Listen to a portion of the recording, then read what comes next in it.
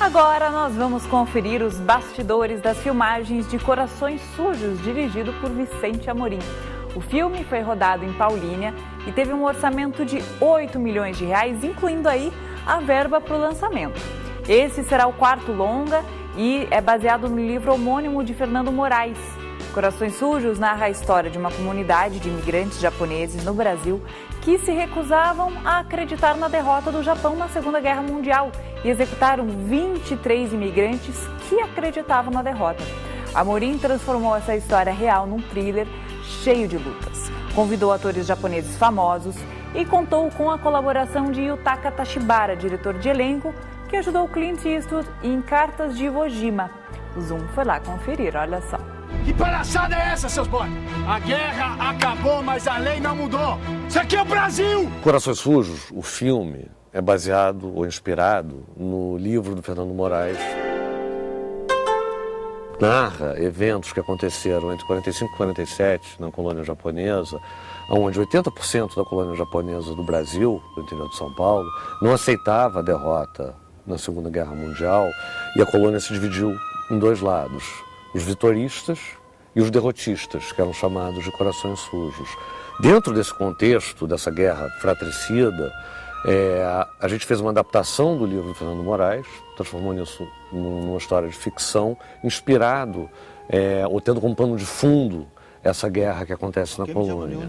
A história de amor de um casal, ele, um fotógrafo que se envolve com uma organização dedicada a pregar a vitória japonesa, se transforma num assassino, e a mulher do casal, professora primária de uma escola clandestina japonesa, porque as escolas japonesas eram proibidas, que vê, esse casal vê a história de amor deles começar a se esfacelar a partir do momento em que o marido, o personagem Takahashi, se envolve com esse grupo terrorista quase.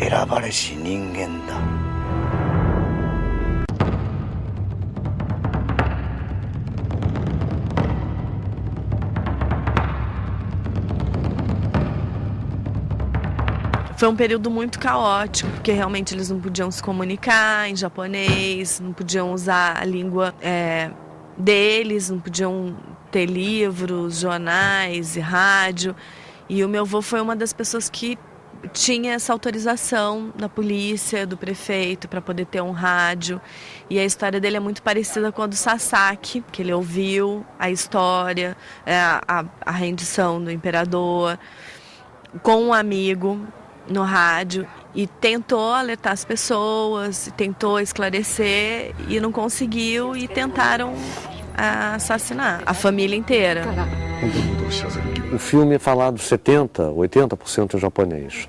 A gente sabia que seria importante trazer atores japoneses, não só de grande qualidade, mas como de nome para fazer o filme. Atores que fizeram filmes como Kill Bill, Cartas de Iwo Jima, O Último Samurai, A Partida. A gente preencheu o resto do elenco japonês com atores niseis ou japoneses residentes no Brasil, e há alguns papéis que são de não japoneses, que são feitos por atores como o Eduardo Moscovis e o André Frateschi. Quem ganhou a guerra? Japão. Ganhou guerra.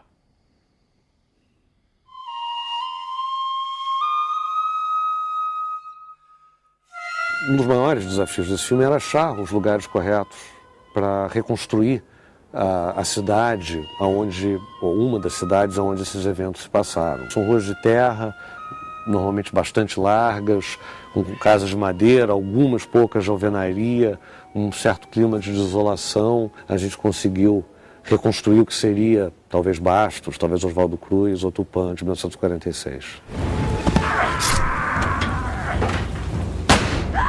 O filme, a característica principal dele é ser uma história de amor, mas com uma estrutura de thriller, que foi uma forma de estruturar a história que a gente queria contar, com o contexto que eu mencionei antes, de uma forma que pegasse o espectador de cara, tanto pelo lado da história de amor, quanto pelo lado thriller, pelo lado de ação e violência da história. E que, aliás, de fato, o que aconteceu na comunidade naquela época. Não é uma coisa gratuita, portanto. A gente tem o apoio principalmente do Dani Hu, né, que fez as coreografias todas de espada, etc. Trouxe os dublês para fazer o ensaio com os atores. Tem o Farjala, que é o técnico especialista em tiros. Isso aqui é um revólver Smith Wesson dos anos 40. É uma arma idêntica que era usado na Segunda Guerra Mundial e pós-Segunda Guerra Mundial. É uma arma já preparada para uso de fechim. Ela só tem poder de ser usada com fechim, já para filmes e televisão. Um saco, no caso esse sangue em pó, e uma microespoleta. Você liga ele num controle remoto e você pode disparar à distância. O filme em si é uma história de amor, é um thriller, tem um quê de western, talvez. Mas um western paulista, um western passado em 1946 no interior de São Paulo.